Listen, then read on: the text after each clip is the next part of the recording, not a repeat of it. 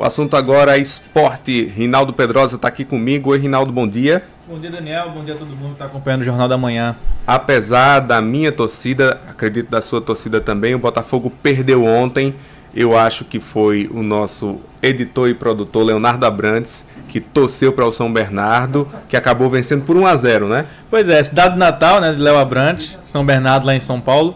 E realmente, Botafogo perdeu por 1-0, o gol saiu no segundo tempo. Foi uma partida equilibrada, mas se era para ter um vencedor nesse jogo, tinha que ser o São Bernardo, jogou melhor, criou as melhores chances. Botafogo até ameaçou algumas jogadas de perigo com o Pipico, mas não conseguiu vencer. Inclusive, perde a invencibilidade e se você olha o recorte dos últimos 5 jogos do Botafogo, venceu apenas 2. Empatou 2 e venceu...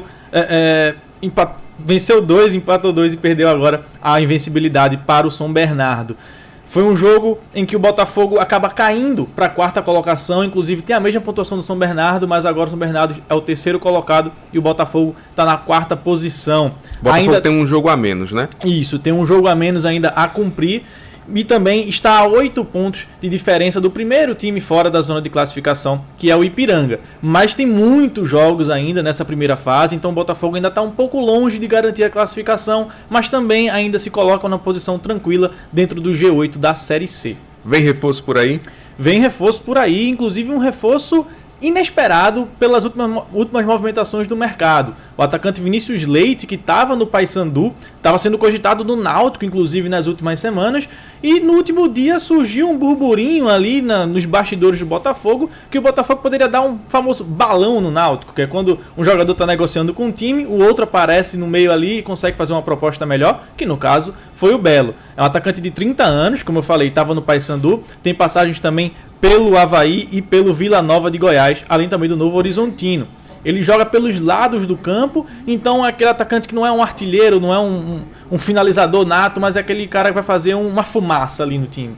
Então, uma contratação muito interessante para o Botafogo, para essa reta final de Série C, e um jogador que chega, não acredito para ser titular logo de cara, mas vai brigar ali por uma vaga no time. Muito interessante a contratação do Vinícius Leite. Vamos falar agora de vôlei. Tem paraibano convocado pela seleção? Isso, o atleta paraibano Henrique Honorato foi convocado pelo técnico Bernardinho para atuar na seleção olímpica durante as Olimpíadas.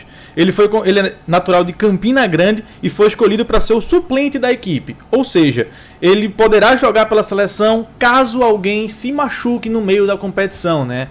O treinador ele pode chamar alguns jogadores, alguns atletas que ficam ali no aguardo de um corte de última hora por doença, por lesão, algo nessa área, e aí ele pode ser convocado no lugar. Então, mais um paraibano aí que vai representar o Brasil nas Olimpíadas. Vamos torcer, não vamos torcer por uma lesão do jogador brasileiro, mas vamos torcer que ele possa ter uma oportunidade de atuar pela seleção brasileira durante as Olimpíadas. Torcer para o nosso produtor Leonardo Abrantes não ser contra também o nosso paraibano na seleção, né? Até porque é na seleção brasileira. Não tá com a gota que ele vai torcer contra o paraibano lá na seleção. Se tiver algum jogador que nasceu em São Bernardo, eu já fico meio preocupado que ele possa torcer, mas vai dar tudo certo. Brincando, ele vai torcer pelo paraibano, pela seleção brasileira, sim. Obrigado, viu, Rinaldo? Até amanhã. Obrigado, Daniel. Até amanhã, pessoal.